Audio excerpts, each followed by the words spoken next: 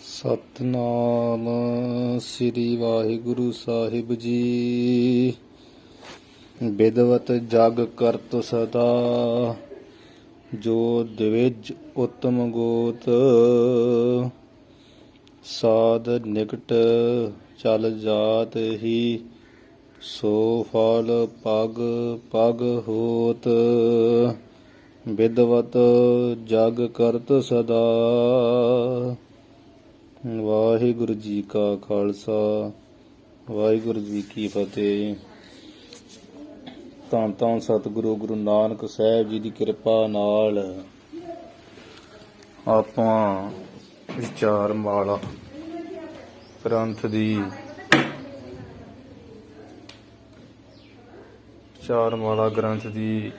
ਵਿਚਾਰ ਕਰ ਰਹੇ ਹਾਂ, ਜੋ ਦੂਸਰਾ ਵਿਸ਼ਰਾਮ ਸਾਧ ਸੰਗਤ ਦੀ ਮਹਿਮਾ ਦਾ ਪੜ੍ਹ ਸੁਣ ਰਹੇ ਹਾਂ, ਜਿਸ ਨੂੰ ਵਿਚਾਰਦੇ ਹਾਂ 16 ਜਿਹੜੇ ਉਹ ਦੋਹਰੇ ਹੋ ਚੁੱਕੇ ਆ। ਜੋ ਵੀ ਬਚਨ ਹੁੰਦਾ ਵਿੱਚ ਵਿੱਚ ਹੀ ਆਪਾਂ ਵਿਚਾਰਦੇ ਜਾ ਰਹੇ ਹਾਂ। ਅੱਜ 17ਵਾਂ ਦੋਹਰੇ ਦੀ ਵਿਚਾਰ ਜਿਹੜੀ ਸ਼ੁਰੂ ਹੋਣ ਲੱਗੀ ਹੈ, ਆਓ ਉਸ ਦੀ ਵਿਚਾਰ ਸਰਵਣ ਕਰਕੇ ਆਪਾਂ ਲਾਭ ਪ੍ਰਾਪਤ ਕਰੀਏ ਜੀ। ਬਿਦਵਤ ਜਗ ਕਰਤ ਸਦਾ, ਜੋ ਦ੍ਵਿਜ ਉਤਮ ਗੋਤ। ਅਰਥ ਵਾਸਤੇ ਜੋਦ ਅਰਥ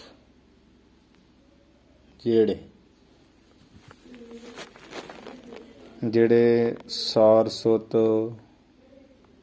ਔਲਸਤਿਆ ਆਦ ਉਤਮ ਗੋਤ। ਉਤਮ ਗੋਤ ਕਹੀਏ ਕੁੱਲ ਖਾਨਦਾਨ ਦੇ, ਦਵਿਜ ਕਹੀਏ ਬ੍ਰਾਹਮਣ ਹਨ।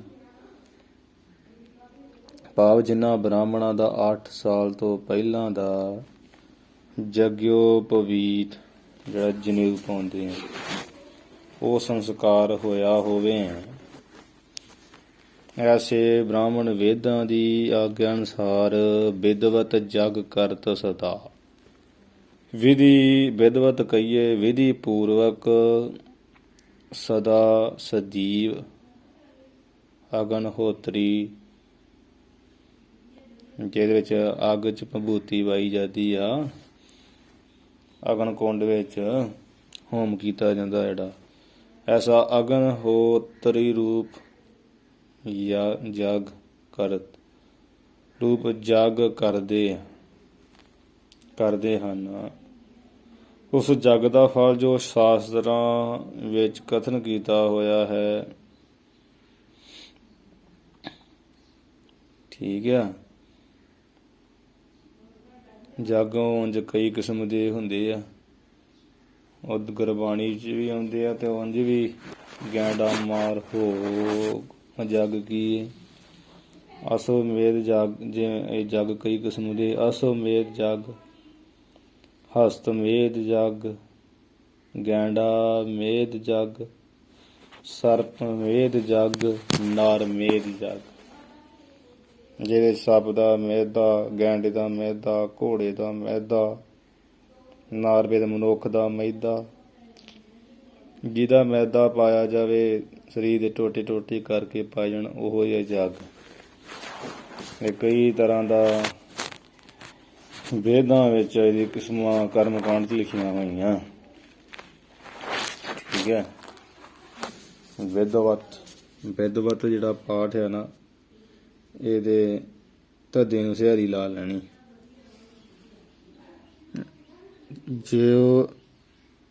ਜੋ ਦਿਵਿਜ ਉਤਮ ਗੋਤ, ਜੋ ਉਤਮ ਗੋਤ ਵਾਲੇ ਦੇਜ ਬ੍ਰਾਹਮਣ ਵੇਦਾਂ ਸ਼ਾਸਤਰਾਂ ਦੀ ਦੱਸੀ ਹੋਈ ਬਿਦਵਤ ਕਹੀਏ ਵਿਧੀ ਅਨੁਸਾਰ ਜਗ ਕਰਤ। ਹਮੇਸ਼ਾ ਹੀ ਜਿਹੜਾ ਜਗ ਕਰਦੇ ਆ,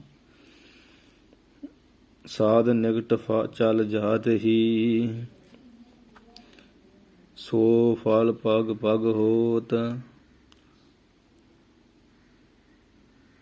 ਉਸ ਜਗ ਤੋਂ ਜੋ ਫਲ ਪ੍ਰਾਪਤ ਹੁੰਦਾ ਹੈ, ਐਡਾ ਵੱਡਾ ਜਗ ਕਰਕੇ ਸਾਧ ਨਿਕਟ ਚੱਲ ਜਾਤੇ। ਸਾਧੂਆਂ ਦੇ ਨਿਕਟ ਕਹੀਏ ਪਾਸ ਚੱਲ ਕੇ ਹੀ ਜਾਣ ਨਾਲ ਜਾਤ ਕੀ ਜਾਣ ਦੇ ਨਾਲ ਹੀ ਉਹ ਜਿਹੜਾ ਫਲ ਆ ਨਾ, ਸੋ ਫਲ, ਉਹ ਫਲ ਜਿਹੜਾ ਪਗ ਪਗ ਕਦਮ ਕਦਮ ਤੇ ਪ੍ਰਾਪਤ ਹੋ ਜਾਂਦਾ ਹੈ। ਠੀਕ ਸਮਝ ਆ ਗਈ ਕਿ ਨਹੀਂ?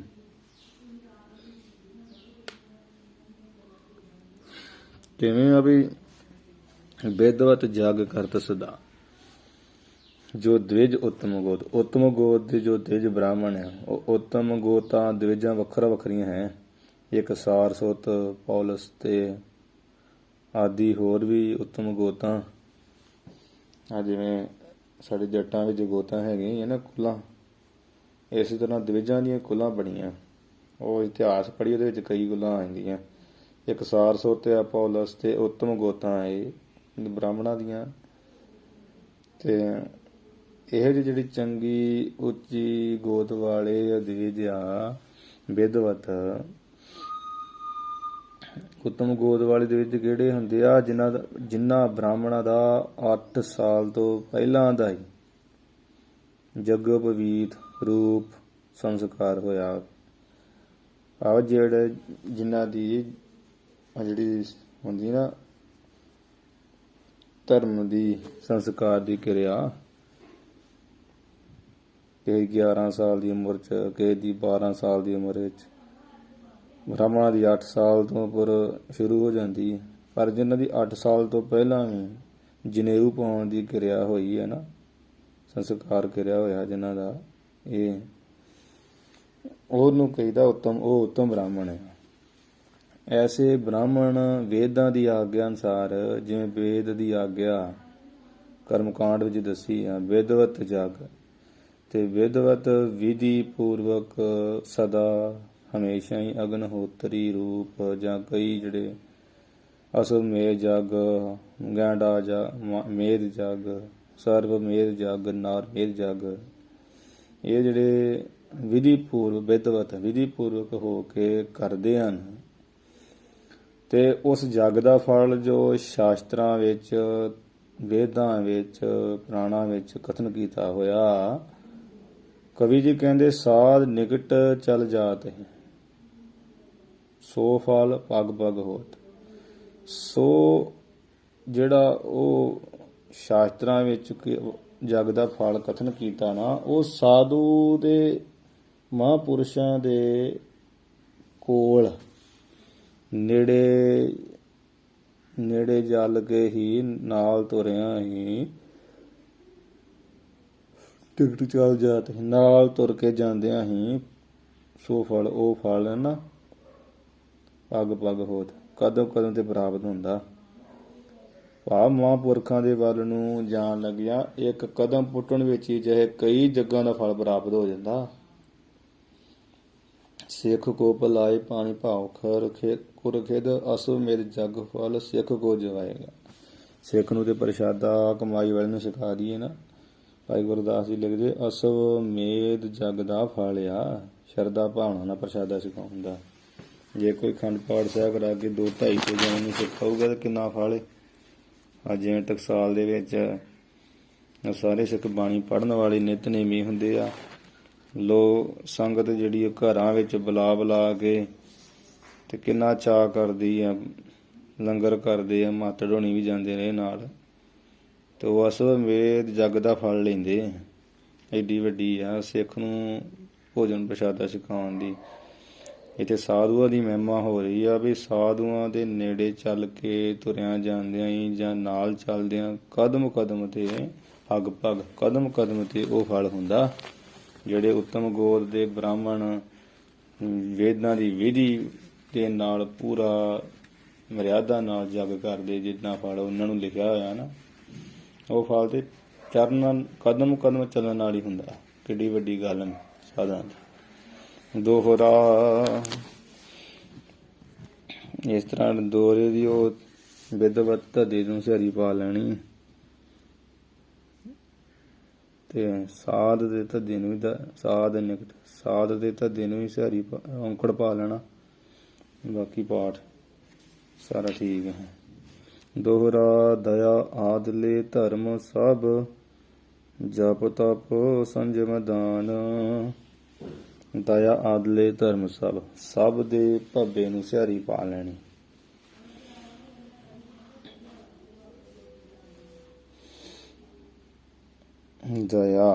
ਦਇਆ ਆਦ ਦਇਆ ਸਤ ਸੰਤੋਖ ਧਰਮ ਇਸ ਆਦਿ ਦੇ ਲੈਣਾ। ਧਰਮ ਸਹਿਣਸ਼ੀਲਤਾ ਨਿਮਰਤਾ। ਇਸ ਤਰ੍ਹਾਂ ਤੋਂ ਆਦਿ ਤੋਂ ਲੈ ਕੇ ਸਭ ਤਰ੍ਹਾਂ ਧਰਮ ਕਮਾਉਣ ਦੇ ਨਾਲ ਨਾਲ ਜਪ ਤਪ ਸੰਜਮ ਦਾਨ। ਸਾਰੇ ਜਿਹੜੇ ਜਪ ਕਰਨੇ, ਕੋਈ ਮੰਤਰ ਆਦਿ ਦਾ ਜਾਪ ਕਰਨਾ, ਭਾਵ ਗਾਇਤਰੀ ਮੰਤਰ, ਅਪਰਣਵ ਓੰਕਾਰ ਆਦਿ ਮੰਤਰਾਂ ਦਾ ਜਾਪ, ਇਹਨੂੰ ਕਹੀਦਾ ਜਾਪ ਕਰਨਾ ਜਿਹੜਾ ਰਸਨਾ ਨਾਲ ਇਹ ਜਾਪ। ਤੇ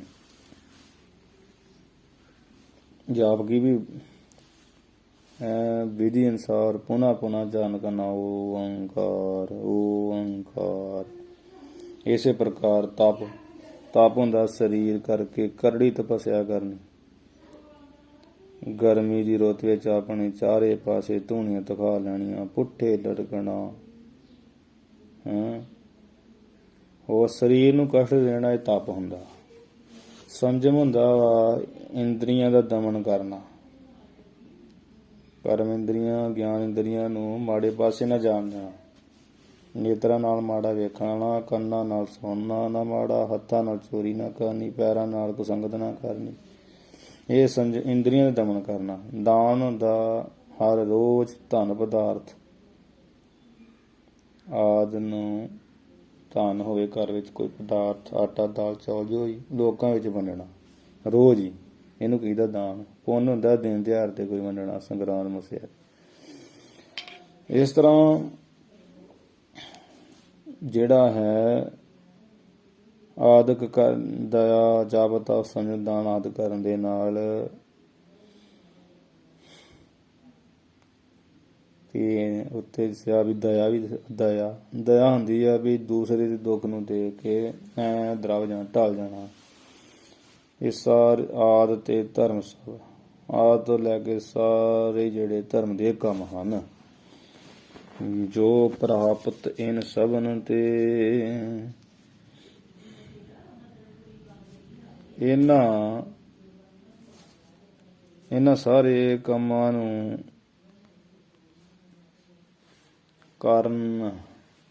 ਕਰਨ ਤੇ ਦਾ ਅਰਥ ਤੋਂ, ਇਹਨਾਂ ਸਾਰੇ ਕੰਮਾਂ ਨੂੰ ਕਰਨ ਤੋਂ ਜਿਹੜਾ ਫਲ ਪ੍ਰਾਪਤ ਹੁੰਦਾ ਹੈ, ਜੋ ਦਾ ਅਰਥ ਜਿਹੜਾ ਫਲ ਪ੍ਰਾਪਤ ਹੁੰਦਾ ਹੈ, ਸੋ ਸਤ ਸੰਗ ਪਰਮਾਨ। ਉਹ ਫਲ ਸਤ ਸੰਗਤ ਵਿੱਚ ਸੁਤੇ ਸਿੱਧ ਹੀ ਸਹਿਜੇ ਹੀ ਪ੍ਰਮਾਣ ਕਹੀਏ ਪ੍ਰਾਪਤ ਹੋਣਾ। ਪ੍ਰਮਾਣ ਕਹੀਏ ਮੰਨਣਾ ਕਰੋ, ਵਿਸ਼ੇਸ਼ ਕਰਕੇ ਮਾਨ ਮੰਨਣਾ ਕਰੋ। ਅਥਵਾ ਉਹ ਫਲ ਸਤ ਸੰਗਤ ਵਿੱਚੋਂ ਹੀ ਪ੍ਰਾਪਤ ਹੋਵੇਗਾ। ਇਸ ਗੱਲ ਨੂੰ ਪਰ ਕਹੀਏ ਵਿਸ਼ੇਸ਼ ਕਰਕੇ, ਮਾਨ ਕਹੀਏ ਮੰਨਣਾ ਕਰੋ, ਕਿਉਂਕਿ ਦਇਆ ਆਦਿ ਸਭ ਧਰਮਾਂ ਦੀ ਪ੍ਰਾਪਤੀ ਸਤ ਸੰਗਤ ਦੇ ਵਿੱਚ ਹੀ ਹੁੰਦੀ। ਜਪ ਕਰਨਾ, ਤਪ ਕਰਨਾ, ਇੰਦਰੀਆਂ ਦਾ ਦਮਨ ਕਰਨਾ, ਦਾਨ ਪੁੰਨ ਕਰਨਾ, ਇਹ ਸਾਰੀ ਅਕਲ ਸਤ ਸੰਗ 'ਚ ਹੀ ਹੁੰਦੀ। ਠੀਕ ਹੈ ਨਾ। ਜੋ ਪ੍ਰਾਪਤ ਇਨ ਸਭਨ ਤੇ, ਸਭਾਂ ਦੇ ਭੱਬੇ ਨੂੰ ਜਿਹੜੀ ਆ ਉਹ ਸਿਹਾਰੀ ਲਾ ਲੈਣੀ। ਸੋ ਸਤ ਸੰਗ ਪ੍ਰਮਾਣ, ਤਤੇ ਨੂੰ ਸਿਹਾਰੀ ਪਾ ਲੈਣੀ। ਸਤ ਸੰਗ ਦੀ ਤਤੇ ਨੂੰ ਸਿਹਾਰੀ ਪਾ ਲੈਣੀ। ਸੋ ਸਤ ਸੰਗ ਪ੍ਰਮਾਣ। ਇਹਨਾਂ ਸਾਰੇ ਕੰਮਾਂ ਨੂੰ ਕਰਨ ਤੇ ਜਿਹੜੇ ਦੱਸੇ ਨਾ, ਦਇਆ ਧਰਮ ਤੇ ਕਰਮ, ਜਪ ਕਰਨਾ, ਤਪ ਕਰਨਾ, ਸੰਜਮ ਰੱਖਣਾ, ਇੰਦਰੀਆਂ ਦਾ ਦਮਨ ਕਰਨਾ, ਦਾਨ ਕਰਨਾ, ਜੋ ਪ੍ਰਾਪਤ ਹੈ, ਇਹਨਾਂ ਸਾਰੇ ਕੰਮਾਂ ਨੂੰ ਕਰਨ ਦੇ ਨਾਲ, ਇਨ ਸਭਨ ਤੇ, ਇਹਨਾਂ ਸਾਰੇ ਕੰਮਾਂ ਨੂੰ ਕਰਨ ਨਾਲ ਜੋ ਫਲ ਪ੍ਰਾਪਤ ਹੁੰਦਾ, ਸੋ ਸਤ ਸੰਗ ਪ੍ਰਮਾਣ, ਉਹ ਫਲ ਸਤ ਸੰਗ ਦੇ ਵਿੱਚ ਸੁਤੇ ਸਿੱਧੀ ਪ੍ਰਾਪਤ ਹੋ ਜਾਣਾ ਮੰਨਣਾ ਕਰੋ ਹੋ ਜਾਂਦਾ। ਤੇ ਇਸੇ ਤਰ੍ਹਾਂ ਵੀ ਇਹ ਜਿਹੜੇ ਫਲ ਆ, ਦਇਆ ਕਰਨੀ, ਜਪ ਤਪ ਸੰਜਮ ਦਾਨ ਕਰਨਾ, ਇਹ ਸਾਰਿਆਂ ਦੀ ਪ੍ਰਾਪਤੀ ਸਤ ਸੰਗ ਵਿੱਚ ਹੀ ਹੁੰਦੀ, ਉੱਥੇ ਹੀ ਇਹ ਗੁਣ ਪ੍ਰਾਪਤ ਹੁੰਦੇ ਆ। ਐਵੇਂ ਸਮਝ ਲੈਣਾ। ਦੋਹਰਾ ਪਾਠ ਸੋਧੀ ਜੈ ਨਾਲੋਂ ਨਾਲ ਤੀਰਥ ਗੰਗਾਦਿਕ ਸਭੈ। ਗੰਗਾ ਆਦਿਕ ਜਿਹੜੇ ਗੰਗਾ ਤੋਂ ਆਦਿਕ ਭਾਵ ਜਿਹੜੇ ਗੰਗਾ ਆਦਿਕ ਤੋਂ ਲੈ ਕੇ ਜਮਨਾ, ਸਰਸਵਤੀ, ਗੋਦਾਵਰੀ ਆਦਿਕ ਸਭੈ ਸਾਰੇ ਜਿਹੜੇ ਤੀਰਥ ਕਹੀਏ ਪਵਿੱਤਰ ਸਥਾਨ ਹਨ, ਕਰ ਨਿਸ਼ਚੈ ਸੇਵੈ ਜੋ ਇਹਨਾਂ ਪਵਿੱਤਰ ਸਥਾਨਾਂ ਉੱਪਰ ਆਪਣੀ ਕਲਿਆਣ ਦਾ ਨਿਸ਼ਚੈ ਕਹੀਏ, ਨਿਸ਼ਚਾ ਭਰੋਸਾ ਕਰ ਕਹੀਏ ਕਰਕੇ ਇਹਨਾਂ ਨੂੰ ਸੇਵਨ ਪੂਜਨ ਕਰਨ ਨਾਲ ਜੋ ਦਾ ਕਈ ਜਿਹੜਾ ਫਲ ਪ੍ਰਾਪਤ ਹੋਣਾ ਲਿਖਿਆ ਹੈ, ਸੋ ਕੇਵਲ ਸਤ ਸੰਗ ਮੈਂ, ਸੋ ਕੇਵਲ ਸਤ ਸੰਗਤ ਮੈਂ। ਇੱਥੇ ਸਹੀ ਪਾਠ ਹੈਗਾ ਵਾ, ਸੋ ਕੇਵਲ ਸਤ ਸੰਗ। ਹਾਂ ਐਵੇਂ ਉਹ ਸੋ ਫਲ, ਉਹ ਫਲ ਸਤ ਸੰਗ ਦੇ ਮੈਂ ਕਹੀਏ ਵਿੱਚ ਕੇਵਲ ਸਿਰਫ ਬੈਠਣ ਮਾਤਰ ਨਾਲ ਹੀ ਪ੍ਰਾਣੀ ਫਲ ਲੇਵੈ, ਜੋ ਬੈਠਣ ਮਾਤਰ ਨਾਲ ਹੀ ਪ੍ਰਾਣੀ ਜੀਵ ਲੇਵੈ, ਜੋ ਪ੍ਰਾਪਤ ਕਰ ਲੈਂਦਾ ਹੈ। ਠੀਕ ਹੈ। ਤੀਰਥ ਗੰਗਾ ਆਦਿਕ ਸਮੇਂ ਤੀਰਥ ਜਿਹੜੇ ਪਵਿੱਤਰ, ਤੀਰਥ ਦਾ ਅਰਥ ਪਵਿੱਤਰ ਹੁੰਦਾ ਤੇ ਤੀਰਥ ਦਾ ਅਰਥ ਹੁੰਦਾ ਸਥਾਨ। ਜਿਹੜੇ ਪਵਿੱਤਰ ਸਥਾਨ ਹੈ ਨਾ, ਗੰਗਾ, ਜਮਨਾ, ਸਰਸਵਤੀ, ਗੋਦਾਵਰੀ ਸਾਰੀ ਕਰ ਨਿਸ਼ਚੈ ਸੇਵ, ਜਿਹੜਾ ਆਪਣੇ ਕਲਿਆਣ ਵਾਸਤੇ ਤੇ ਨਿਸ਼ਚਾ ਭਰੋਸਾ ਕਰਕੇ ਇਹਨਾਂ ਦਾ ਸੇਵਨ ਕਰਦਾ, ਪੂਜਨ ਕਰਦਾ, ਤੇ ਪੂਜਨ ਕਰਨਾ ਜੋ ਜਿਹੜਾ ਫਲ ਪ੍ਰਾਪਤ ਹੋਣਾ ਲਿਖਿਆ ਵੀ ਆਹ ਫਲ ਪ੍ਰਾਪਤ ਹੁੰਦਾ, ਮੁਕਤੀ ਹੁੰਦੀ ਆ। ਸੋ ਕੇਵਲ ਸਤ ਸੰਗ ਮੈਂ, ਉਹ ਫਲ ਸਤ ਸੰਗ ਦੇ ਵਿੱਚ ਕੇਵਲ ਸਿਰਫ ਤੇ ਸਿਰਫ ਭਾਵ ਬੈਠਣ ਨਾਲ ਹੀ ਪ੍ਰਾਣੀ ਫਲ ਲੇਵੇ, ਪ੍ਰਾਣੀ ਫਲ ਲੇਵੇ ਜੋ ਕਹੀਏ ਪ੍ਰਾਪਤ ਕਰ ਲੈਂਦਾ। ਲੇਵੈ ਜੋ ਇਹਦਾ ਅਰਥ ਕਰਨਾ ਪ੍ਰਾਪਤ ਜਾਂ ਲੈਂਦਾ ਹੈ, ਬੈਠਣ ਮਾਤਰ ਨਾਲ ਹੀ ਲੈ ਲੈਂਦਾ। ਸਤ ਸੰਗ ਏਡੀ ਵੱਡੀ ਹੈ। ਸਤ ਸੰਗ ਚੋਂ ਸੁਤੇ ਸਿੱਧੀ ਪ੍ਰਾਪਤ ਹੋ ਜਾਂਦਾ। ਸੁਣਿਆ 68 ਕਾ ਇਸ਼ਨਾਨ, 68 ਤੀਰਥਾਂ ਦਾ ਇਸ਼ਨਾਨ ਸੁਣਨ ਦੇ ਨਾਲ ਹੀ ਹੋ ਜਾਂਦਾ। ਉਹ ਕਿੱਥੇ ਸੁਣਨਾ? ਸਤ ਸੰਗ 'ਚ ਹੀ ਸੁਣਨਾ। ਸਤ ਸੰਗ 'ਚ ਨਾਮ ਸੁਣਿਆ ਹੀ ਇਹ ਪ੍ਰਾਪਤ ਹੋ ਜਾਂਦੇ।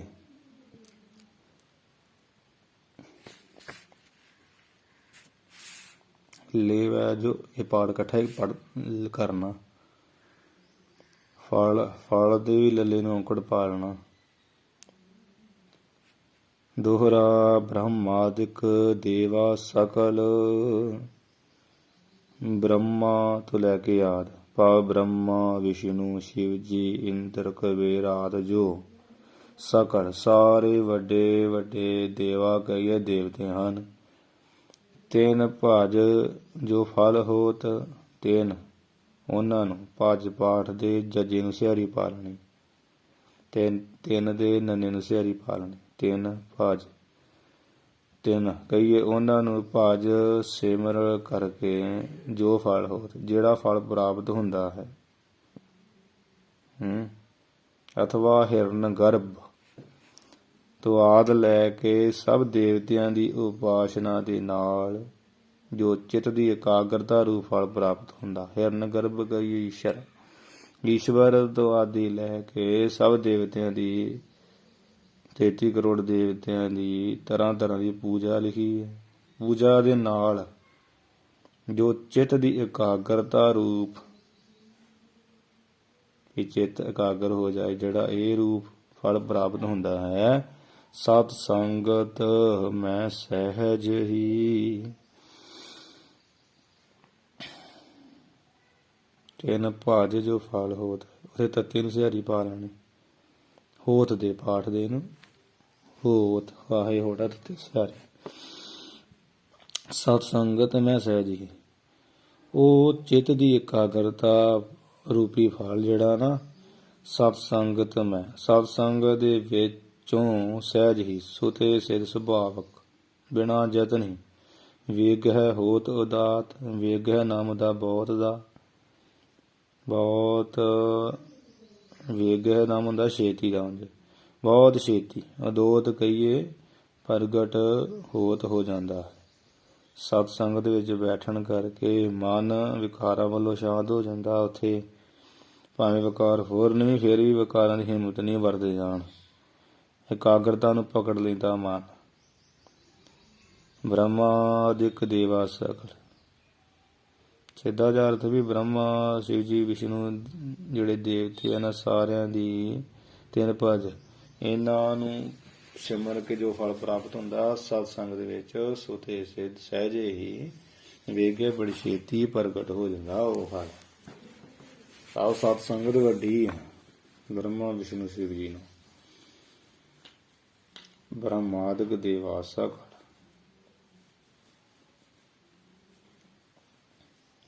ਬ੍ਰਹਮਾਦਿਕ ਕਹੀਏ ਹਿਰਨ ਗਰਭ ਈਸ਼ਵਰ ਤੋਂ ਆਦਿ ਲੈ ਕੇ ਮਾਇਆ, ਬ੍ਰਹਮਾ ਵਿਸ਼ਨੂੰ ਸ਼ਿਵ ਜੀ ਇਤਿਆਦਿਕ ਸਾਰੇ ਦੇਵਤਿਆਂ ਦੀ ਉਪਾਸਨਾ ਨਾਲ ਜੋ ਚਿੱਤ ਦੀ ਇਕਾਗਰਤਾ ਰੂਪ ਫਲ ਪ੍ਰਾਪਤ ਹੁੰਦਾ ਹੈ, ਸਤ ਸੰਗਤ ਮੈਂ ਸਹਿਜ ਹੀ। ਉਹ ਚਿੱਤ ਦੀ ਇਕਾਗਰਤਾ ਵੀ, ਮਨ ਦੀ ਇਕਾਗਰਤਾ ਹੋ ਜਾਏ, ਇਸ ਰੂਪੀ ਫਲ ਜਿਹੜਾ ਸਤ ਸੰਗਤ ਦੇ ਵਿੱਚ ਸਹਿਜ ਹੀ, ਸੁਤੇ ਸਿੱਧ ਬਿਨਾ ਯਤਨ ਹੀ। ਵੇਗ ਹੈ ਹੋਤ ਅਦੋਤ, ਬੜੀ ਛੇਤੀ। ਵੇਗ ਦਾ ਅਰਥ ਛੇਤੀ, ਭਾਵ ਬਹੁਤ ਛੇਤੀ। ਅਦੋਤ ਕਹੀਏ ਪ੍ਰਗਟ ਹੋਤ ਹੋ ਜਾਂਦਾ ਹੈ। ਸਤ ਸੰਗਤ ਬਹੁਤ ਮਾਨ ਹੈ। ਸਤ ਸੰਗਤ ਕੈਸੀ ਜਾਣੀਏ, ਜਿੱਥੇ ਇੱਕੋ ਨਾਮ ਖਾਣੀ, ਉਹਨੂੰ ਸਤ ਸੰਗਤ ਕਿਹਾ ਜਾਂਦਾ। ਸਾਡੇ ਪਖੰਡੀ ਲੋਕਾਂ ਦੇ ਵੀਰ, ਕਈਆਂ ਦਾ ਐਤਵਾਰ ਨਿਰੰਕਾਰੀਆਂ ਦਾ ਜਿਹੜਾ ਲਾਣਾ ਇਕੱਠਾ ਹੋਇਆ ਨਾ, ਜਿੱਥੇ ਤੇ ਗਾਂਧੀ ਪੈਂਦਾ, ਇੱਥੇ ਕੋਈ ਮਨ ਇਕਾਗਰ ਨਹੀਂ ਹੁੰਦਾ। ਇਹ ਤਾਂ ਕਹਿੰਦੇ ਮਨ ਇਕਾਗਰ ਕਰਨਾ ਪਹਿਲਾਂ ਹੀ ਕਾਮ ਦ੍ਰਿਸ਼ਟੀ ਭੋਗ ਲਓ। ਇਹਨਾਂ ਲੋਕਾਂ ਦੀ ਸੰਗਤ ਤੋਂ ਬਚ ਕੇ ਰਹਿਣਾ ਚਾਹੀਦਾ। ਗੁਰੂ ਦੀ ਸੰਗਤ ਕਰੋ।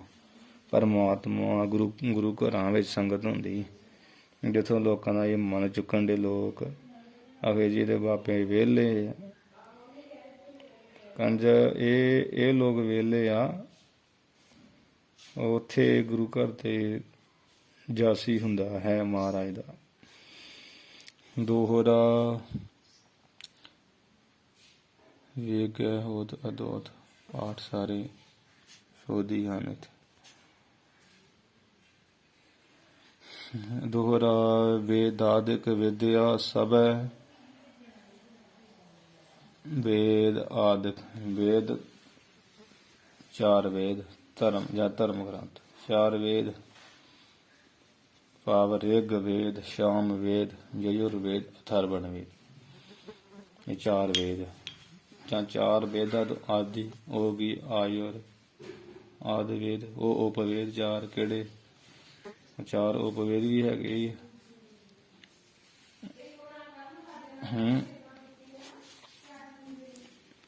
ਤੇ ਫਿਰ ਵੇਦ ਕਹੀਏ, ਵੇਦ ਆਦਿਕ ਭਾਈ, ਵੇਦ ਆਦਿ ਕਹੀਏ ਸ਼ਾਸਤਰ, 6 ਸ਼ਾਸਤਰ, 18 ਪੁਰਾਣ, ਵੇਦਾਂ ਤੋਂ ਆਦਿ 27 ਸਿਮਰਤੀਆਂ ਆਦਿ ਦੀ ਸਭੈ, ਸਾਰੇ ਵਿਦਿਆ ਨੂੰ, ਸਭੈ ਕਹੀਏ ਸਾਰੀ ਵਿਦਿਆ ਨੂੰ, ਪਾਵੇ ਪੜ੍ਹੇ ਜੋ ਕੋਈ ਮਨੁੱਖ ਪੜ੍ਹੇ, ਪੜ੍ਹ ਕਰਕੇ ਜੋ ਕਹੀਏ ਜਿਹੜਾ ਕੁਝ ਫਲ ਪਾਵੇ ਪਾਉਣਾ ਕਰਦਾ, ਅਥਵਾ ਇਹਨਾਂ ਦੇ ਪੜ੍ਹਨ ਵਿਚਾਰਨ, ਪੜ੍ਹੇ ਜੋ ਕੋਈ, ਇਹਨਾਂ ਦੇ ਪੜ੍ਹਨ ਵਿਚਾਰਨ ਨਾਲ ਜੋ ਬ੍ਰਹਮ ਆਤਮਾ, ਬ੍ਰਹਮ ਵਾਹਿਗੁਰੂ, ਆਤਮਾ ਜਿਹੜੀ ਆਪਣੇ ਅੰਦਰ, ਬ੍ਰਹਮ ਆਤਮਾ ਦਾ ਅਭੇਦ ਨਿਸ਼ਚੈ ਹੈ ਵੀ ਮੇਰੀ ਆਤਮਾ ਪਰਮਾਤਮਾ ਦਾ ਰੂਪ ਹੈ, ਐਸਾ ਭੇਦ ਨਿਸ਼ਚੈ, ਇਹ ਭਰੋਸਾ, ਇਹ ਸਰੂਪ ਜਿਹੜਾ ਫਲ ਪ੍ਰਾਪਤ ਹੁੰਦਾ ਹੈ ਉਹਨੂੰ ਐਵੇਂ ਲੱਗਦਾ ਵੀ ਇਵੇਂ ਹੁੰਦਾ ਜੋ ਵੇਦਾਂ ਵਿੱਚ, ਸ਼ਾਸਤਰਾਂ ਪੁਰਾਣਾਂ ਵਿੱਚ, 27 ਸਿਮਰਤੀਆਂ ਵਿੱਚ ਇਹਦਾ ਫਲ ਲਿਖਿਆ।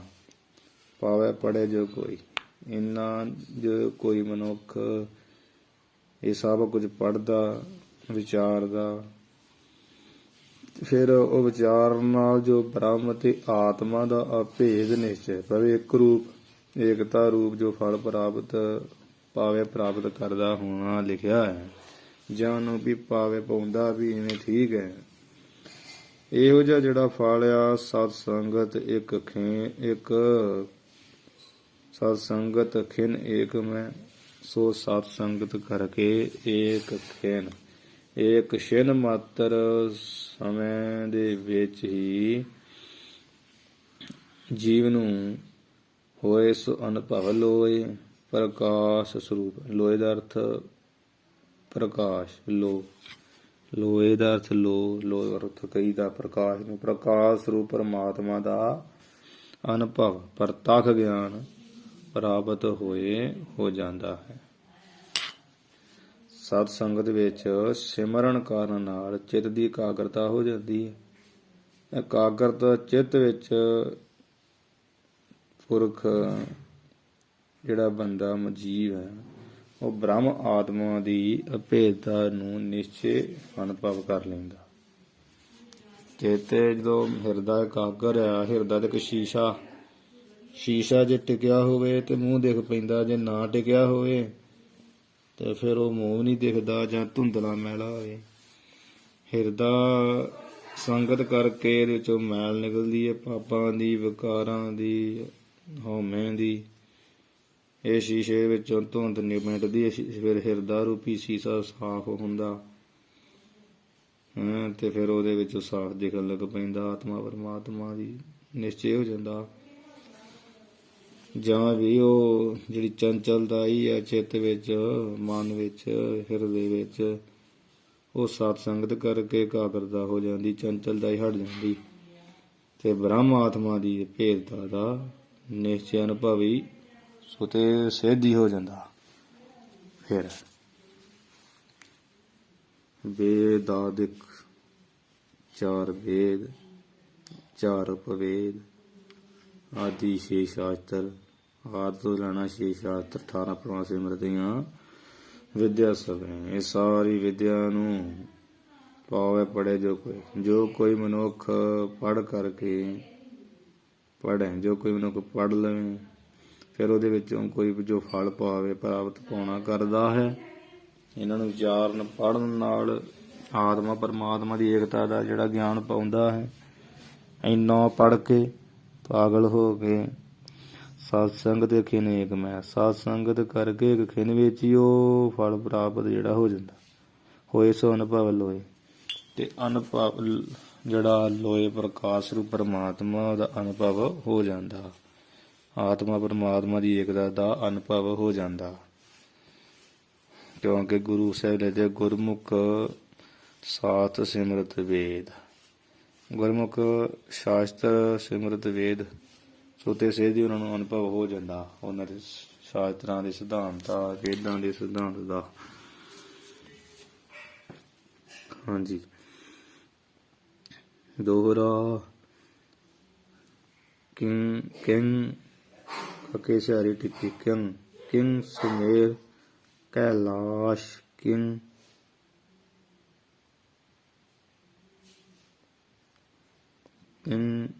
ਕਹੀਏ ਕੀ ਹੈ, ਕਿੰਗ ਅਰਥ ਕੀ ਭਾਵ ਸੁਮੇਰ ਪਰਬਤ ਕੀ ਹੈ, ਕੈਲਾਸ਼ ਕੈਲਾਸ਼ ਪਰਬਤ ਕੀ ਹੈ, ਸਭ ਤਰ ਤਰੇ ਰਹੰਤ, ਸਭ ਸਾਰੇ ਜਿਹੜੇ ਧਰ ਬ੍ਰੇਸ਼ ਵੀ ਤਰੇ ਗਏ ਹੇਠਾਂ ਰਹੰਤ ਰਹਿ ਜਾਂਦੇ ਹਨ। ਸਤ ਸੰਗਤ ਗਿਰ ਮਲ ਸਮ, ਸਤ ਸੰਗਤ ਤਾਂ ਮਲ ਕਹੀਏ ਚੰਦਨ ਦੇ ਗਿਰ, ਪਹਾੜ ਦੀ ਸਮ ਕਹੀਏ ਨਿਆਈ ਹੈ। ਸਭ ਤਰ ਮਾਲਿਆ ਕਰੰਤ, ਜੋ ਸਭ ਕਹੀਏ ਸਾਰੇ, ਸਤਸੰਗੀ ਰੂਪੀ ਤਰ ਬ੍ਰਿਸ਼ਾਂ ਨੂੰ ਮਾਲਿਆ ਕਹੀਏ ਚੰਦਨ ਦੀ ਨਿਆਈ, ਭਗਤੀ ਰੂਪ ਸੁਗੰਧੀ ਦੇ ਸਹਿਤ ਕਰੰਤ ਕਰ ਦੇਂਦੀ। ਸਤ ਸੰਗ ਦੇ ਐਸੀ ਸਤ ਸੰਗ ਤੇ ਮਲ ਸਮ, ਮਲ ਨਾਮ ਚੰਦਨ ਦਾ, ਚੰਦਨ ਦੇ ਗਿਰ ਨਾ ਪਹਾੜ ਦਾ, ਚੰਦਨ ਦੇ ਪਹਾੜ ਦੇ ਸਮ ਕਹੀਏ ਨਿਆਈਆਂ ਵੀ ਜਿਵੇਂ ਚੰਦਨ ਜਿਹੜੇ ਪਹਾੜ ਦੇ ਹੁੰਦੀ ਆ ਉਹ ਦੂਸਰੇ ਸਾਰੇ ਬ੍ਰਿਸ਼ਾਂ ਨੂੰ ਵੀ ਆਪਣੇ ਵਰਗਾ ਕਰ ਦਿੰਦੀ। ਉਹ ਵੀ ਚੰਦਨ ਹੋਏ ਰਹੇ ਬਸ ਚੰਦਨ ਪਾਸ। ਸਭ ਤਰ ਮਲੈ ਕਰੰਤ, ਸਾਰੇ ਜਿਹੜੇ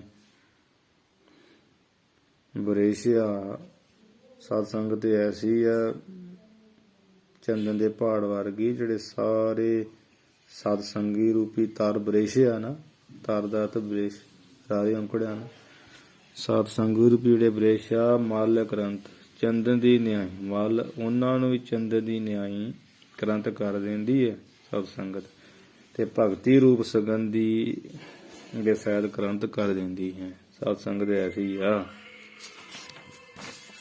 ਕਹਿੰਦੇ ਵੀ ਕਿਸ ਸਮੇਂ ਕਿੰਗ ਸਮੇਰ, ਸਮੇਰ ਪਰਬਤ ਕੀ ਆ, ਕੈਲਾਸ਼ ਪਰਬਤ ਕੀ ਆ, ਸਭ ਤਰ ਤਰੇ ਰਹੰਤ, ਸਭ ਜਿਹੜੇ ਤਰ ਬ੍ਰਿਸ਼ ਆ ਤਰੇ ਉਹ ਹੇਠਾਂ ਹੀ ਰਹੰਤ ਰਹਿ ਜਾਂਦੇ।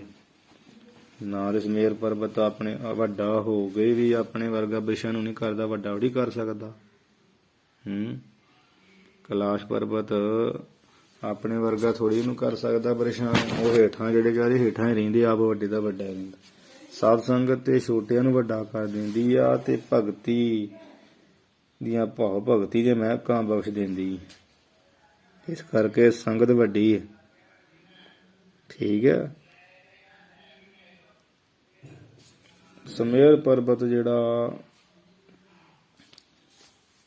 ਇਹ ਇੱਕ ਖਾਸ ਪਹਾੜ ਦਾ ਹੀ ਨਾਮ ਸਮੇਰ ਹੈ।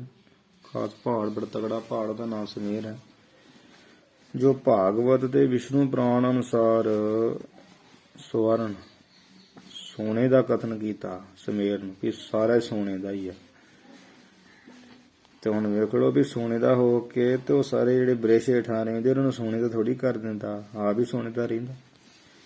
ਜਿਸ ਉੱਪਰ ਦੇਵਤਿਆਂ ਦੀਆਂ ਪੁਰੀਆਂ ਦਸੀਆਂ ਹਨ ਨਗਰੀਆਂ। ਸਮੇਰ ਦੀ ਬੁਲੰਦੀ ਜਿਹੜੀ ਉਚਾਈ ਆ ਉਹ 84,000 ਯੋਜਨ ਲਿਖੀ ਹੈ। ਇੱਕ ਯੋਜਨ ਵਿੱਚ 4 ਗੋ ਮੰਨੇ 12 ਕਿਲੋਮੀਟਰ ਬਣ ਜਾਂਦਾ। ਤੁਸੀਂ ਆਪੇ ਹਿਸਾਬ ਲਾ ਲਓ, 84,000 ਯੋਜਨ ਲਿਖੀ ਹੈ ਸਮੇਰ ਦੀ ਬੁਲੰਦੀ। ਤੇ ਮਹਾਰਾਜ ਸਮੇਰ ਪਰਬਤ ਤੇ ਗੁਰੂ ਨਾਨਕ ਸਾਹਿਬ ਜੀ ਗਏ ਸਨ। 16,000 ਯੋਜਨ ਜ਼ਮੀਨ 'ਚ ਗੱਡਿਆ ਹੋਇਆ ਦੱਸਿਆ, ਇੰਨਾ ਥਾਂ। ਇਹਦੀ ਜਿਹੜੀ ਚੋਟੀ ਆ, ਚੋਟੀ ਉੱਪਰ ਜਿੱਥੇ ਦਾ ਅੰਤਲਾ ਸਥਾਨ ਉੱਪਰ 32,000 ਯੋਜਨ ਦਾ ਸਥਾਨ ਮੈਦਾਨ ਆ, ਉੱਥੇ ਕਿੰਨਾ ਘੇਰਾ ਹੋਊਗਾ। 4 ਕੋਹ ਹੁੰਦੇ ਇੱਕ ਯੋਜਨ ਚ, ਬੜੇ ਕੋਹ ਵੱਖੋ ਵੱਖਰੇ ਯੋਜਨ ਆ, ਪਰ ਮੁੱਖ ਰੂਪ ਵਿੱਚ ਜਿਹੜਾ ਆਮ ਆਪਾਂ ਦੱਸਦੇ ਪੜ੍ਹਦੇ ਆ ਉਹਦੇ ਯੋਜਨ ਵਿੱਚ 4 ਕੋਹ ਹੁੰਦੇ, ਤੇ 4 ਕੋਹਾਂ ਚ ਘੱਟੋ ਘੱਟ 10-12 ਕਿਲੋਮੀਟਰ ਹੁੰਦਾ। ਵੱਖੋ ਵੱਖਰੀ ਇਹਦੀ ਯੋਜਨ ਦੀ ਵਿਚਾਰ ਆ, ਜਿਹੜਾ ਸਹੀ ਰੂਪ ਵਿੱਚ ਮੰਨਿਆ ਜਾਂਦਾ ਉਹਦੇ ਦੱਸਿਆ। ਤੇ 32,000 ਯੋਜਨ ਉੱਪਰ ਚੋਟੀ ਦੇ ਮੈਦਾਨ ਹੀ ਖੁੱਲਾ, ਤੇ 84,000 ਯੋਜਨ ਦੀ ਬੁਲੰਦੀ ਲਿਖੀ ਹੈ, ਲੰਬਾਈ ਉਚਾਈ ਜਿਹੜੀ ਥੱਲੋਂ ਲੈ ਕੇ ਤਾਂ ਨੂੰ। 16,000 ਯੋਜਨ ਜ਼ਮੀਨ 'ਚ ਕੱਢਿਆ ਦੱਸਿਆ। ਜੁਗਰਾਫੀਏ ਦੀ ਜਿਹੜੀ ਡਿਕਸ਼ਨਰੀ ਆ ਨਾ, ਉਹਦੇ ਅਨੁਸਾਰ ਰੁਦਰ ਹਿਮਾਲੇ ਦਾ ਨਾਮ ਹੀ ਸੁਮੇਰ ਆ। ਭਾਵ ਜਿਹੜਾ ਸ਼ਿਵ ਜੀ, ਰੁਦਰ ਨਾਮ ਸ਼ਿਵ ਜੀ ਦਾ, ਉਹਦਾ ਨਾਮ ਹੀ ਕਹਿੰਦੇ ਵੀ ਰੁਦਰ, ਜਿਹੜਾ ਸ਼ਿਵ ਜੀ ਦਾ ਹਿਮਾਲੇ ਪਰਬਤ ਹੈ ਉਹਦਾ ਨਾਮ ਸੁਮੇਰ ਆ। ਜੁਗਰਾਫੀਏ ਦੀ ਡਿਕਸ਼ਨਰੀ ਲਿਖੀ ਹੋਈ ਉਹਦੇ ਅਨੁਸਾਰ, ਜਿਸ ਵਿੱਚੋਂ ਗੰਗਾ ਨਿਕਲਦੀ ਹੈ।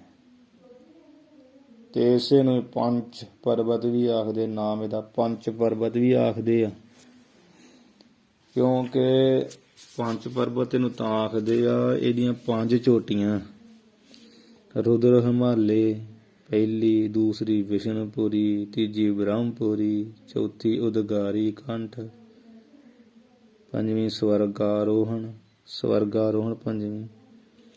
ਇਸ ਕਰਕੇ ਇਹਨੂੰ ਪੰਚ ਪਰਬਤ ਵੀ ਆਖਦੇ ਆ। ਵੇਖ ਲਓ ਕਿੱਡਾ ਵੱਡਾ ਏ। ਤਾਂ ਹੀ ਇਸ ਲਿਖਿਆ ਕਵੀ ਨੇ ਕਿੰਗ ਸੁਮੇਰ। ਸੁਮੇਰ ਪਰਬਤ ਕੀ ਆ ਭਲਾ? ਸਾਬ ਤਰ ਤਰੇ ਰਹੰਤ, ਸਾਰੇ ਜਿਹੜੇ ਬਰੇਸ਼ਾ ਜਿਹਦੇ ਥੱਲੇ ਰਹਿੰਦੇ ਆ। ਭਾਵ ਵੱਡਾ ਤਾਂ ਨਹੀਂ ਨਾ ਕਰ ਦਿੰਦਾ ਜਿਵੇਂ ਆਪਣਾ ਆਪ ਹੈ, ਉੱਦਾਂ ਤਾਂ ਨਹੀਂ ਨਾ ਕਰ ਦਿੰਦਾ। ਸਤਸੰਗੀ ਆ ਜਿਹੜੀ ਦੂਜਿਆਂ ਨੂੰ ਵੀ ਆਪਣੇ ਵਰਗਾ ਕਰ ਦਿੰਦੀ ਹੈ, ਮਹਾਨ ਕਰ ਦਿੰਦੀ। ਸਤਸੰਗ ਦੀ ਵੱਡੀ ਆ। ਵਿੱਚ ਸੰਗਤ ਹਰ ਪੈ ਵਸੈ ਜੀ। ਕੈਲਾਸ਼ ਵੀ ਕੀ ਆ ਪਰਬਤ? ਉਹ ਕੈਲਾਸ਼ ਦਾ ਵੀ ਵਿਦਵਾਨ ਜਨ ਅਰਥ ਕਿਵੇਂ ਕਰਦੇ ਆ? ਸੰਧੀਕਰਨ ਕਰਕੇ ਕੈ ਨਾਮ ਪਾਣੀ ਦਾ, ਲਾਸ਼ ਨਾਮ ਲਿਸ਼ਕਣ ਦਾ। ਜੋ ਪਾਣੀ ਵਿੱਚ ਬਲੌਰ ਸ਼ੀਸ਼ੇ ਦੀ ਤਰ੍ਹਾਂ ਲਾਸ਼ ਕਹੀਏ ਲਿਸ਼ਕਣ ਵਾਲਾ ਹੈ ਪਰਬਤ, ਉਹਨੂੰ ਕਹਿੰਦਾ ਕੈਲਾਸ਼।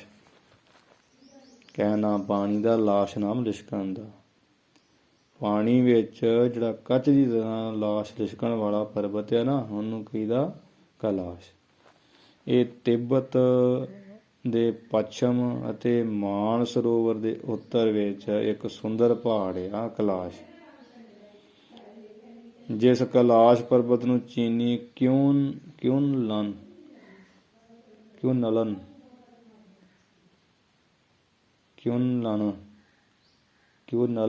ਆਖਦੇ ਹਨ। ਇਹਦਾ ਨਾਮ ਉਹ ਕਿਉਨਲਨ ਲੈਂਦੇ, ਇਹਦਾ ਨਾਮ ਕੈਲਾਸ਼ ਦਾ ਚੀਨੀ ਲੋਕ। ਪੁਰਾਣਾਂ ਦੇ ਅਨੁਸਾਰ ਤੇ ਵੀ ਇਹ ਸ਼ਿਵ ਜੀ ਤੇ ਕਬੀਰ ਦੇ ਰਹਿਣ ਦਾ ਪਰਬਤ ਕੈਲਾਸ਼। ਤਿੱਬਤ, ਚੀਨ ਅਤੇ ਹਿੰਦੁਸਤਾਨ ਤੋਂ ਆ ਕੇ ਹਜ਼ਾਰਾਂ ਯਾਤਰੂ ਇਹਦੀ ਪ੍ਰਦਖਣਾ ਵੀ ਕਰਦੇ ਆ। ਕੈਲਾਸ਼ ਦੀ ਬੜੀ ਵੱਡੀ ਪ੍ਰਦਖਣਾ। ਸੋ ਭਾਵੇਂ ਪਹਾੜ ਬਹੁਤ ਨਾਮ ਵਾਰਿਆ, ਸ੍ਰੇਸ਼ਟ ਨਾਮਾਂ ਵਾਲੇ ਵੱਡੇ ਆ, ਫਿਰ ਵੀ ਇਹ ਬ੍ਰਿਸ਼ਾਂ ਵਿੱਚ ਸੁਗੰਧੀ ਨਹੀਂ ਭਰ ਸਕਦੇ, ਜਾਂ ਬ੍ਰਿਸ਼ਾਂ ਨੂੰ ਸੋਨੇ ਤੇ ਚਾਂਦੀ ਵਰਗਾ ਨਹੀਂ ਬਣਾ ਸਕਦੇ, ਆਪਣੇ ਵਰਗਾ ਨਹੀਂ ਕਰ ਸਕਦੇ। ਸਤਸੰਗਤ ਗਿਰ ਮਾਲੈ ਸਾਂ, ਸਤਸੰਗਤ ਤਾਂ ਮਾਲੈ ਸਾਂ। ਚੰਦਨ ਦਾ ਜਿਹੜਾ ਗਿਰ ਪਹਾੜ ਆ, ਉਹਦੇ ਸਾਹਮਣੇ ਆਈ ਆ ਤੇ ਕਰਦੀ ਕੀ ਆ? ਸਭ ਤਾਰ, ਸਾਰੇ ਜਿਹੜੇ ਸਤਸੰਗੀ ਰੂਪੀ ਤਰ ਬ੍ਰਿਸ਼ ਆ ਨਾ, ਉਹਨਾਂ ਨੂੰ ਮਾਲੈ ਗ੍ਰੰਥ ਚੰਦਨ ਦੀ ਨਿਆਈ ਕਰ ਦਿੰਦੀ ਆ ਤੇ ਭਗਤੀ ਰੂਪੀ ਸਹਿਤ ਗ੍ਰੰਥ ਕਰ ਦਿੰਦੀ ਆ। ਇਸ ਕਰਕੇ ਸਤਸੰਗ ਦੀ ਵੱਡੀ ਹੈ। ਸਤ ਸੰਗਤ ਜਿਹਨੂੰ ਪ੍ਰਾਪਤ ਹੁੰਦੀ ਮਹਾਨ ਹਨ। ਮਹਾਰਾਜ ਕਹਿੰਦੇ ਵਿੱਚ ਸੰਗਤ ਹਰ ਪ੍ਰਭ ਵਸੈ ਜੀਓ, ਬਿਨ ਭਾਗਾ ਸਤਸੰਗ ਨਾ ਲੱਭੈ, ਮੇਰ ਸੰਗਤ ਪੈ ਮੈਲ ਭਰੀਜੈ ਜੀਓ। ਇਸ ਕਰਕੇ ਸਤ ਸੰਗਤ ਕਰਨੀ ਚਾਹੀਦੀ ਹੈ। ਗੁਰੂ ਸਾਹਿਬ ਕਹਿੰਦੇ ਖੋਜਤ ਸੁਣੀਐ ਸੋਏ, ਸਾਧ ਸੰਗਤ ਬਿਨ ਧਰਿਓ ਨਾ ਕੋਈ। ਠੀਕ ਹੈ। ਇਸ ਕਰਕੇ ਸੰਗਤ ਮਹਾਨ ਹੈ। ਇਸੇ ਪ੍ਰਕਾਰ ਕਿੰਗ ਸੁਮੇਰ ਕੈਲਾਸ਼ ਕਿੰਗ। ਕੀ ਹੈ ਸੁਮੇਰ ਪਰਬਤ, ਕੀ ਹੈ ਕੈਲਾਸ਼ ਪਰਬਤ। ਤੇ ਜਿਹੜਾ ਸਬਦਾਰ ਪਾਠ ਆ ਨਾ, ਇੱਥੇ ਸੋਭ ਪਾਠ ਵੀ ਹੈਗਾ। ਸੱਸੇ ਔਂਕੜ ਪੱਬਾ ਸੋਭਤਾਰ ਇਕੱਠਾ ਹੀ ਕਰ ਲੈਣਾ ਹੈ ਪਾਠ ਨੂੰ। ਦੂਜਾ ਪਾਠ ਸੋਭਤਾਰ। ਸੋਭਤਾਰ ਉਹ ਕਿਹੜਾ ਕਲਪ ਬ੍ਰਿਸ਼ ਹੈ ਵੀ ਕੀ ਹੈ? ਸੋਭਤਾਰ ਕਹੀਏ ਕਲਪ ਬ੍ਰਿਸ਼, ਜਾਂ ਸੋਭਤਾਰ ਜਿਹੜੇ ਚੰਗੇ ਤਾਰ ਬ੍ਰਿਸ਼ ਆ, ਉੱਤਮ ਬ੍ਰਿਸ਼, ਉਹ ਵੀ ਕੀ ਆ? ਤਰੇ ਰਹੰਤ। ਸਾਰੇ ਜਿਹੜੇ ਹੈ ਨਾ, ਇਹ ਜਿੰਨੀਆਂ ਚੀਜ਼ਾਂ ਇਹ ਸਤਸੰਗ ਤੋਂ ਤਰੇ ਕਹੀਏ ਨੀਵੇਂ ਰਹਿ ਜਾਂਦੇ ਆ। ਠੀਕ ਹੈ, ਨੀਵੇਂ ਰਹਿ ਜਾਂਦੇ ਆ। ਸਤਸੰਗ ਦੀ ਮਾਨ ਆ। ਸਤ ਸੰਗ ਦੀ ਮਾਨ ਆ। ਕਈ ਵਿਦਵਾਨ ਇਹਦਾ ਅਰਥ ਇਹ ਵੀ ਕਰਦੇ ਅੰਤਰੀ ਕਿੰਗ ਸੁਮੇਰ। ਸੁਮੇਰ ਦੀ ਨਿਆਈ, ਜਪ ਤਪ ਕਰਨੇ, ਇਹ ਵੀ ਕੀ ਹਨ? ਕੁਝ ਨਹੀਂ ਹਨ। ਤੇ ਕੈਲਾਸ਼ ਪਰਬਤ ਦੀ ਨਿਆਈ ਜਿਹੜੀ ਤਾਂਤਰਿਕ ਕਰਮ ਆ, ਟੂਣੇ ਟਾਮਣ, ਬਲੀਆਂ ਆਦਿਕ ਜੀਵ ਘਾਤ ਕਰਦੇ ਆ। ਇਹ ਵੀ ਕੀ ਆ? ਕੁਝ ਵੀ ਨਹੀਂ। ਕੈਲਾਸ਼ ਦੀ ਨਹੀਂ ਤਾਂਤਰਿਕ ਕਰਮ ਵੀ ਕੀ ਹਨ? ਇਹ ਵੀ ਜੀਵ ਘਾਤ ਨਾਲ ਬਲੀਆਂ ਕਰਨ ਦੇ ਨਾਲ ਹੀ ਭਰੇ ਪਏ ਹਨ। ਸੋਭਤਾਰ ਜਿਹੜੀਆਂ ਪੱਛਰਾਂ ਸਵਰਗ ਦੀਆਂ, ਇਹ ਪ੍ਰਾਪਤੀ ਵਾਲੇ ਜਿਹੜੇ ਸਵਰਗ ਦਾ ਸੋਭਤਾਰ ਕਲਪ ਬ੍ਰੇਸ਼ ਆ, ਉਹ ਵੀ ਕੀ ਆ? ਕੁਝ ਨਹੀਂ। ਤਰੇ ਰਹਿੰਤ ਸਭ ਥੱਲੇ ਰਹਿ ਜਾਂਦੇ ਆ। ਸਤ ਸੰਗਤ ਹੀ ਇਹਨਾਂ ਸਾਰਿਆਂ ਤੋਂ ਉੱਤਮ ਹੈ। ਸਤ ਸੰਗਤ ਦੀ ਮਾਨ ਹੈ। ਸਤ ਸੰਗਤ ਗਿਰ ਮਲ ਐਸਾ, ਜੋ ਸਤ ਸੰਗਤ ਹੈ ਉਹ ਗਿਰ ਮਲ ਹੈ। ਜਿਹੜਾ ਚੰਦਨ ਦਾ ਗਿਰ ਪਹਾੜ ਆ ਉਹਦੇ ਦੁੱਲ ਹੈ, ਸਮਾਨ ਹੈ, ਸਮਨਿਆਈ ਹੈ। ਸਭ ਤਰ ਮਲ ਕਰੰਤ, ਜੋ ਸਾਰੇ ਹੀ ਤਰ ਗਏ ਦਰਖਤਾਂ ਨੂੰ ਚੰਦਨ ਦੀ ਸੁਗੰਧੀ ਵਾਲਾ ਕਰ ਦਿੰਦਾ ਹੈ। ਅਥਵਾ ਜੋ ਸਤ ਸੰਗਤ ਰੂਪੀ ਚੰਦਨ ਦਾ ਪਹਾੜ ਆ ਨਾ, ਸਤ ਸੰਗਤ ਗਿਰ ਮਲ ਸਮ, ਇਹ ਜਿਹੜਾ ਚੰਦਨ ਦੇ ਪਹਾੜ ਦੀ ਨਹੀਂ ਸਤ ਸੰਗਤ ਆ ਨਾ, ਐਸਾ ਪਹਾੜ ਹੈ ਜਿਹੜਾ ਸਤ ਸੰਗਤ ਰੂਪੀ ਪਹਾੜ ਸਭ ਤਰ ਸਾਰੇ ਜੀਵ ਰੂਪੀ ਬ੍ਰਿਸ਼ਾਂ ਨੂੰ ਮਲ ਕਰੰਤ, ਚੰਦਨ ਵਾਂਗ ਭਗਤੀ ਰੂਪੀ ਸੁਗੰਧੀ ਵਾਲਾ ਇੱਕ ਕਰੰਤ ਕਰ ਦਿੰਦਾ ਹੈ। ਇਸ ਪ੍ਰਕਾਰ ਨਾਲ ਸਤ ਸੰਗਤ ਵੱਡੀ ਹੈ। ਇੱਕ ਵਾਰ ਫਿਰ ਸਮਝ ਲੈਣਾ। ਕਿੰਗ ਸਮੇਰ, ਜਿਹੜੇ ਜਪ ਤਪ ਕਰਨੇ ਆ ਨਾ ਸਮੇਰ ਪਰਬਤ ਦੀ ਨਹੀਂ, ਵੀ ਇਹ ਵੀ ਕੀ ਹਨ? ਕੈਲਾਸ਼ ਕਿੰਗ ਤਾਂਤਰਿਕ ਕਰਮ, ਜਿਹੜੇ ਟੂਣੇ ਟਾਮਣ, ਇਹ ਵੀ ਕੈਲਾਸ਼ ਦੀ ਨਹੀਂ। ਤਾਂਤਰਿਕ ਕਰਮ ਕੈਲਾਸ਼ ਪਰਬਤ ਦੀ ਨਹੀਂ, ਇਹ ਵੀ ਕੀ ਹਨ? ਕਿੰਗ ਅਰਥ ਕੀ? ਕੁਝ ਵੀ ਨਹੀਂ ਹਨ। ਕਿਉਂਕਿ ਤਾਂਤਰਿਕ ਕਰਮ ਵਾਲੇ ਵੀ ਬਲੀ ਕਰਨ ਵਾਲੇ ਵੀ ਜਿਹੜੇ ਬਲੀਆਂ ਜੀਵ ਘਾਤ ਕਰਦੇ, ਹੱਤਿਆ ਕਰਦੇ, ਬਲੀਆਂ ਦਿੰਦੇ। ਸ਼ੁਭ ਤਾਰ ਜਿਹੜੇ ਸਵਰਗਾਂ ਦਾ ਕਲਪ ਬ੍ਰੇਸ਼ ਆ, ਵੀ ਕੀ ਕੁਝ ਨਹੀਂ। ਤਰੇ ਰਹਿੰਤ ਸਾਰੇ ਥੱਲੇ ਰਹਿ ਜਾਂਦੇ ਸੰਗਤ ਤੋਂ, ਸੰਗਤ ਉੱਚੀ ਹੈ। ਇਸ ਪ੍ਰਕਾਰ ਨਾਲ ਜਿਹੜਾ ਇਹਦਾ ਅਰਥ ਹੋਇਆ ਹੈ, ਇੱਥੇ 22 ਜਿਹੜੇ ਆ ਉਹ ਦੋਹਰੇ ਹੋ ਚੁੱਕੇ ਆ ਤੇ ਹੁਣ 23ਵਾਂ ਦੋਹਰਾ ਜਿਹੜਾ ਹੈ ਆਪਾਂ ਪੜਾਂਗੇ ਕੱਲ। ਹੁਣ ਇੱਥੇ ਆਪਾਂ ਸਮਾਪਤੀ ਕਰੀਏ। ਅਖੀਰਲੀਆਂ ਪੰਕਤੀਆਂ ਪੜ੍ਹ ਕੇ ਜਿਹੜੀ ਆ ਉਹ ਆਪਾਂ ਸਮਾਪਤੀ ਕਰੀਏ ਜੀ। ਪਾਠ ਸੋਧ ਲੈਣਾ। ਸਭ ਤਰ ਤਰੇ ਰਹਿੰਤ ਪਹਿਲਾ ਪਾਠ, ਜਦੋਂ ਦੂਜਾ ਅਰਥ ਕਰਨਾ ਤਾਂ ਸ਼ੁਭ ਤਰ ਇਕੱਠਾ ਹੀ ਪਾਠ ਕਰ ਲੈਣਾ। ਸ਼ੁਭ ਤਰ ਵੀ ਉੱਤਮ ਬ੍ਰਿਸ਼, ਚੰਗੇ ਬ੍ਰਿਸ਼ ਜਾਂ ਸ਼ੁਭ ਤਰ ਸਭ ਚੰਗਾ ਤਰ ਬ੍ਰਿਸ਼ ਕਿਹੜਾ ਹੋਊ? ਕਲਪ ਬ੍ਰਿਸ਼ ਹੀ ਹੈ, ਪਾਰ ਜਾਤ। ਇਹ ਵੀ ਸਾਰੇ ਥੱਲੇ ਰਹਿ ਜਾਣ ਸੰਗ ਦੇ ਵਿੱਚ। ਹਾਂਜੀ।